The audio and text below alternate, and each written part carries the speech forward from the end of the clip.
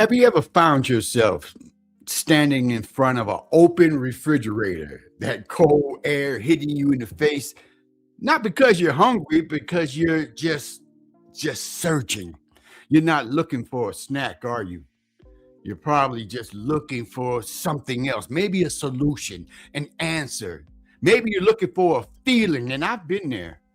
I had this quiet, just gnawing ache that it was inside of me. It was felt like hunger, so I tried to feed it, and I fed it with late night food, with online shopping carts, with endless just doom scrolling on social media, looking for something next, that next career goal, that next anything. So I fed it and everything I thought it wanted, but that hunger, it never went away. It was a ghost.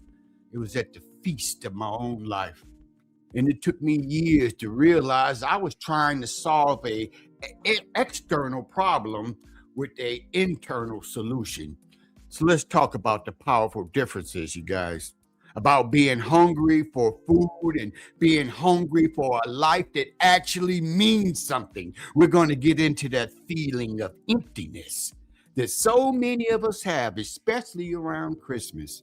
Even when our lives they look full from the outside, but what that feeling really is, what is it trying to tell us? Well, come on, cousins, let's pod about it. In a world fraught with confusion, one man will break his silence.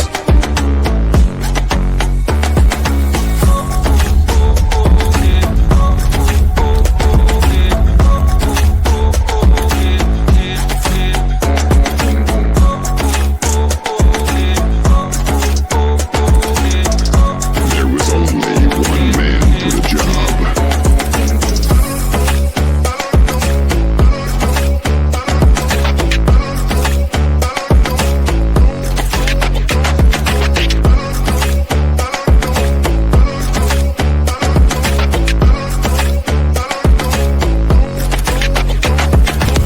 Come on, cousins, let's pod about it.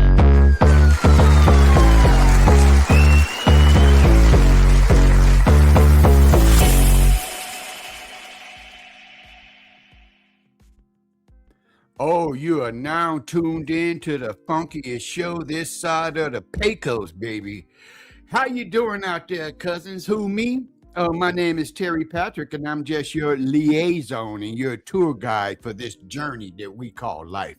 Welcome once again to a Word to the Wise podcast with the exclamation point, as we do on Wednesdays right around this time. Man, I just want to talk about something that's really been nagging and gnawing at me about what happens around the holidays.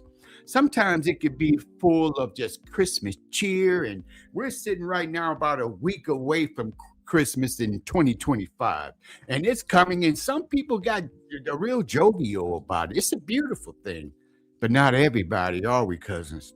There's sometimes we have some people who have that sadness that's inside of them, and it has come from maybe regret. I do believe there are some people that are in this world right now who are living your dream because they went for it. What would you do if you weren't afraid? If you just showed a little bit of courage, a little bit of gumption in certain circumstances. And I got to give it up before we go any further to the two people who gave me plenty of gumption, plenty of get up and go get it. I got to give it up. Yes, ladies and gentlemen, for Pops and Fat Mama. Let me give a good round of applause for the two people in my life. And I love to think about the things that Christmas brings, but there is a hunger. Everybody's not doing well during Christmas times, especially this year. Everybody's cutting back. So we got to get one thing straight if we could. There are two kinds of hunger. And the first one, it's simple. Let's just call it the good old belly, the belly hunger. It's a physical signal. Your stomach growls, your energy dips, your body is telling you that you need fuel. It's a straightforward problem with a straightforward solution. But then there's the other kind, the one that is much more complicated. It's confusing what it is. And let's call that a head hunger. Belly hunger, head hunger. Now, what a head hunger does, it kind of shows up when you're bored or stressed or lonely or anxious. And it's the hunger that has you opening up the pantry 10 times an hour, hoping you find something new in there. You already know what's in there, and you want something to be magically appeared. It's not a craving for substance, but it's a change that you want in your emotional state. And if you can't find any direction, you know what? You just want to go and just set aside 30 minutes this week. I want you to have no distractions. I want you to grab a journal. And I want you to ask these questions right here from Word to the Wise and be totally honest. You know why? Because no one's going to come around and check your homework. No one's going to say, let me see that paper that you wrote from that podcast with that Terry Patrick guy over there, cousins. No. First thing I want you to write down, when in your life have you felt the most alive? What were you doing when you felt it? Who were you with? And don't judge the answer, just write it down. And second, what injustice in the world makes you angry? What problem do you wish you could solve? See, anger is sometimes, it's just a signpost. It's pointing at a direction at what you care about the most. Yeah, show me where you spend your time. Show me what you do on a regular basis, and I'll show you what you love. Some people say, yeah, I love and I enjoy horseback riding. Ain't never been on a horse. You like watching other people ride horses on TV and on YouTube and everything. So what you love is watching movies. What you love is watching videos.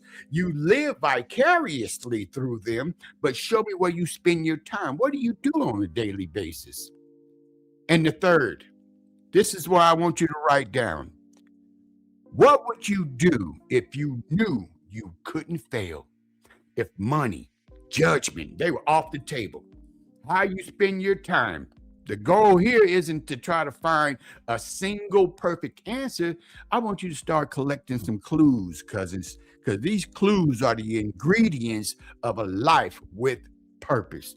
See, if you just took away the fear, there's a great book out there called Who Moved My Cheese? It asks that question. What would you do if you weren't afraid? What would you do? I once asked a senior director that question.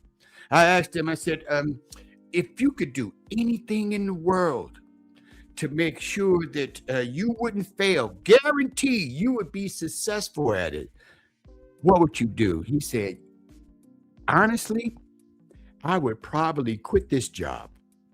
And I would go and train dolphins. I would swim with them and learn how to train dolphins. He said, I believe they possess an intellect that we have nothing to do with. They are smarter than us in many ways.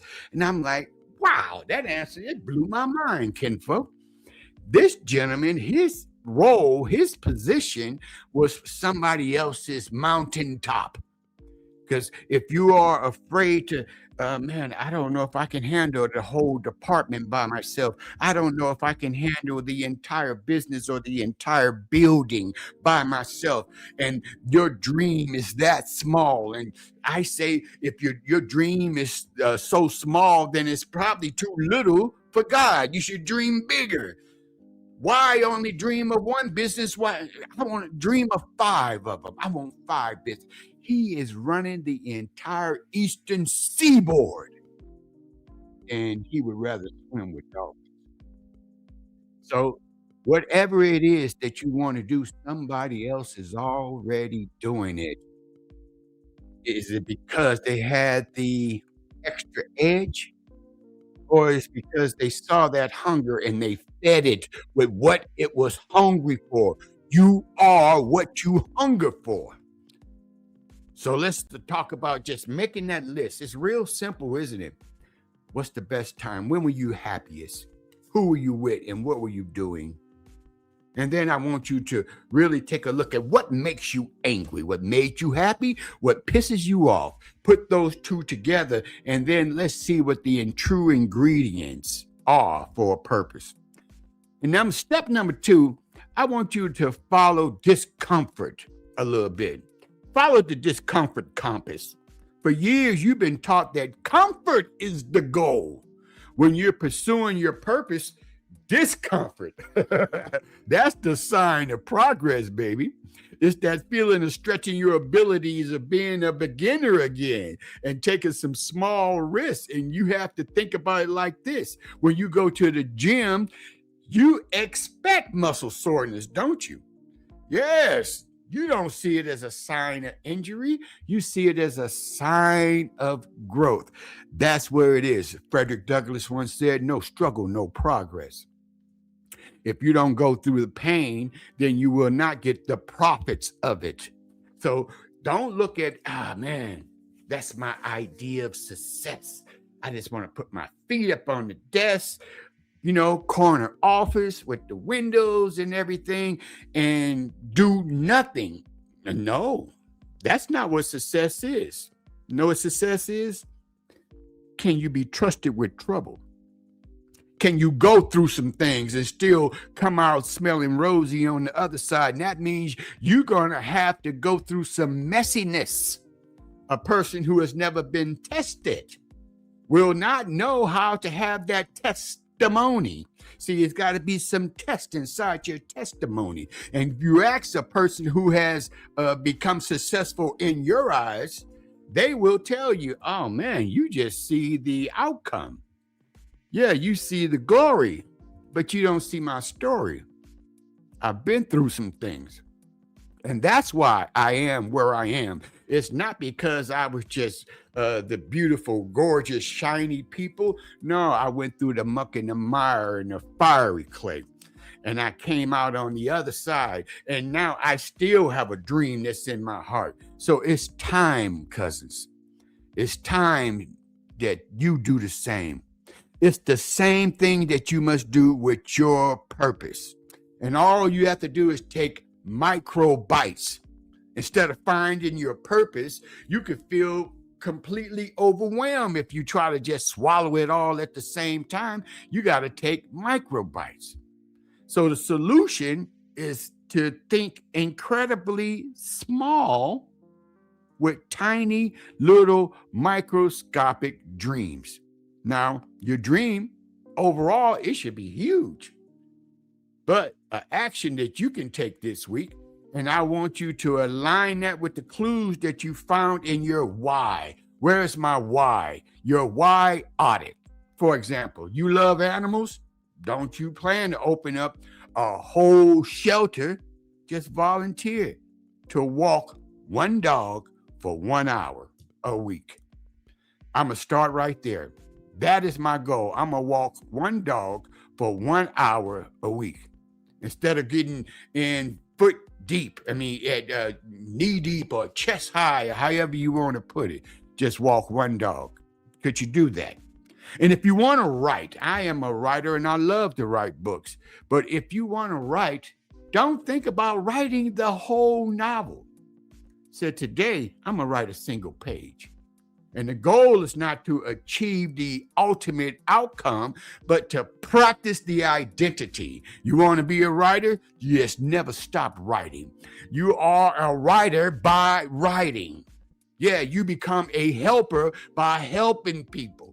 Not about thinking about it, not about contemplating it, and definitely not about procrastination. You got to go for it. You got to step out on faith, but first you got to write it down. Get it out your head. Get it out your heart. Put it on paper and write it down. Put it someplace where you can see it and start taking these little tiny baby steps, these micro bites. Know what they're going to do? They are going to build momentum.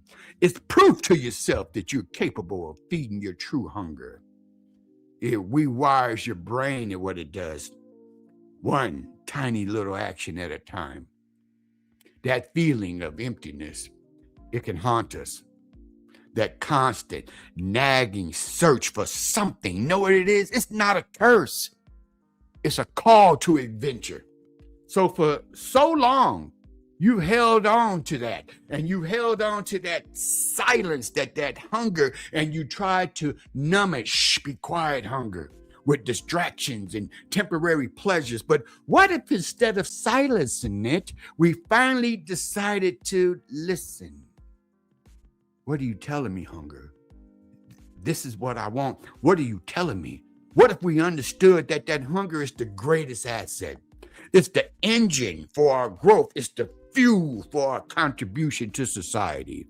And it can force us that we move from a life that is simply lived to a life that is truly felt worth living. We all have been there. Now, I know that Christmas time, it comes around and it seems to just sneak up on us. I don't know how it does, but boom, Christmas is around again. We start feeling that emptiness. Whatever you desire is not going to be inside of a package with a bow wrapped up under a tree of pine with a bunch of glistening lights. You're not going to find true happiness inside of something that came from Amazon. No, you're not going to find it in a big old Christmas dinner either. You just had Thanksgiving. And boy, they can't wait for Thanksgiving to be gone so they can start singing Christmas songs. Why? It's the materialism. It's symbolism. It's all those isms that what Christmas is. And we as human beings, we've made it into that. I'm going to do something next week. Right around Christmas Eve. I'm going to drop a Christmas special. But today I want to talk about something that we've all faced because there's a hunger that's inside of you. But the next time that you find yourself standing in front of that open refrigerator, take a pause and ask yourself, am I actually really hungry? And the answer is no, then close the door. Take a deep breath. And ask the more important question, what am I truly hungry for? What am I truly hungry for? Ask yourself that question at the refrigerator. And you may surprise yourself. You may find out that hunger is your purpose calling. Don't quiet it with snacks. Use it to build a life that truly feeds your soul. So to those you guys that are still with me, I want to let you know there's a third hunger. Yeah, we got the belly hunger. We also got the head hunger, don't we? But there is a third one as well. That's the will to win, even when you're in a losing situation. In case in point, there may be somebody in your dream ideal situation, all because, you know why? They had the tenacity to go for it. Or as Barack Obama called it, the audacity of hope. The audacity to dream. How dare you believe in yourself? There are many people who don't want you to. No, they don't want you to dream at all. They want you to just stay rooted in this dismal reality. So you got to just think outside the box. And you know what? You may need a little bit of help on the way. I can use you guys' help as well. I want to know if you guys are willing to be able to support this program during this holiday season. I know everybody's purse strings are stretched, but if you would like to support this program, catch me out there on Cash App, Venmo, or Zelle at Cat Daddy in the Mix or Word to the Wise podcast. And if you could you continue just check me out on all my different platforms that I have? I'm here at episode 59. I didn't think I can do one, but you know what? I just did half of one. And then I did a whole one. And now I'm on episode 59, season 2, baby. Are you hungry? Catch me out there on YouTube at the T Patrick or in TikTok at Cat Daddy in the Mix. And don't you forget to like, comment, and subscribe. because I've seen true hunger. I've seen true hunger. I have been in it myself. I have never been to the point where I had to steal food, but I've had that true hunger because of the way that I behaved in my past. And that hunger, sometimes it was for a opportunity, or I was just put inside of a situation. I didn't want to be there. I wanted out. I wanted out of that situation. So you know what I did? I used gumption, perseverance. I found myself knocked to my knees. I once found myself sitting out in the middle of a desert, on my knees in the burning hot sun, stomach empty. And I had to cry out, Father God. I didn't have any long, elaborate prayer. All I said was, Father God, help. Father God, help. Why? Because I know that any situation that I'm in, you put me through there so that I can go through it. You put me through that situation. So I know that you won't forsake me. I've never seen the righteous in the street begging for bread. Everybody has been at a low point in their life. I once met a man at a dry cleaner's. Oh my goodness. I can remember him like it was today. This was many, many years ago. I was there just to pick up a suit. Okay, let the story start right there. I'm picking up a nice suit, got my shirt pressed and clean, and the line was pretty long and the waiting area was pretty little. So I'm halfway out the door trying to wait in line, and I can feel this guy standing behind me. And I can see him in the reflection. And I know he wanted to say something. So I turned and I just looked at him.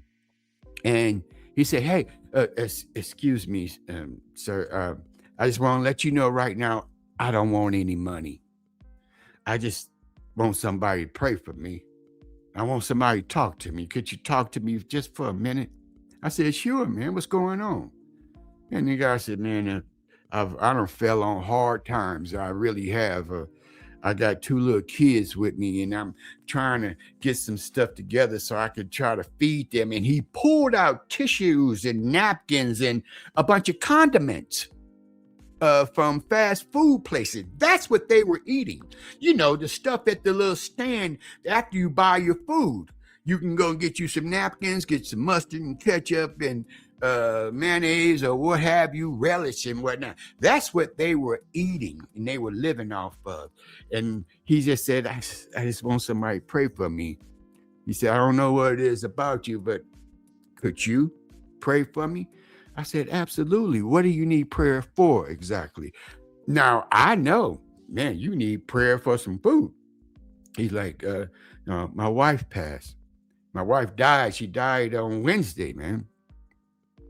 And I gotta cremate my wife. She had breast cancer and she was terminal. She wasn't gonna make it. And she did not want to die in Texas. So we put our 2 little kids in the car and we started driving to California.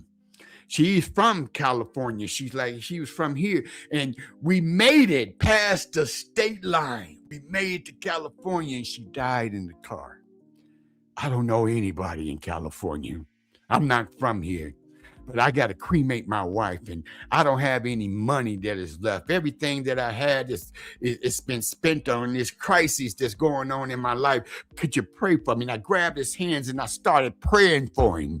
And I just unleashed a prayer right there inside the dry cleaners. And I could feel his hands. They were grabbing mine tighter and tighter. And I just took a pause in my prayer. And I can hear his stomach growling, not like a little tiny kitten, like a mighty lion. He was hungry. I'm talking about probably starving. If he is hungry, then I know he has 2 little kids. Guess what? They are hungry too. And the man eats last. And if all we got is condiments, y'all kids, y'all go ahead and partake and enjoy and use this as some kind of substance. And his stomach just wouldn't quiet. and it touched me.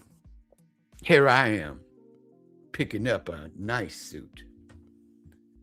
So I prayed for him. I told him where he can find a good church.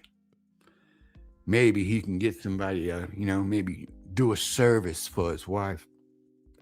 And I also blessed him with some money. Thoughts and prayers is beautiful, y'all.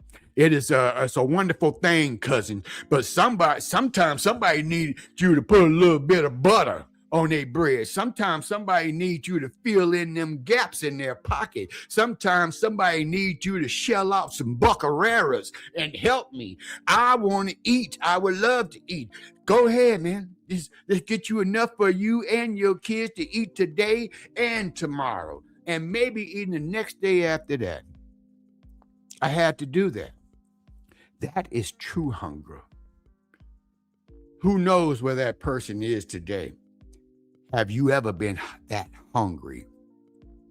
And when you use that as a metaphor for that third hunger that I was talking about, how hungry do you have to be for you to be able to get to where you want to go? When that give up is not in you. Yes, I'm talking about when your back is against the wall and giving up. It's not an option. You're going to have to tell life, come on with it. And let's swing them from the shoulders, life. I want to see how well you swing them. I want to check your boxing game, life. Everybody has a plan, as Mike Tyson said, until you get punched in the mouth. What do you do afterwards? Have you ever been punched in the mouth by life? Have you ever been so hungry to the point of starvation to where your focus got singular? It is almost like when you are drowning, you don't think about titles. That water get over your head and you think about air. You're not thinking about success or mortgage. You're not thinking about what's for Sunday dinner, what kind of fancy food can we eat. No, you're thinking about air. You're not thinking about anything else. All these relationship problems and what's going on in the government and in politics and on all the other mess that's going on with the messiness that's in the world. No, you're thinking about air. I just got to breathe. Your focus gets singular. That's what I want you to be able to apply to your life, cousins. I want you to have that singular thought that I will survive. I will survive this Christmas season. Yes, the answer is not inside those presents. No, it's not. I want you guys to have a great one, and I had a great one just chilling with you. I got to admit. Hey, I want you guys to keep coming around here, all right? Keep doing what you have to do. And make sure you keep checking back in with Old Cut Terry. I'll be right here on these same channels, same stations, doing the same thing, baby. Oh yeah, it's a jungle out there. But I'm swinging like Tarzan. And you are not alone. No, you're not alone. I got your back like vertebrae right here on Word to the Wise. And I'm going to see you guys next time. Love, peace, and hot catfish grease. All right? See ya.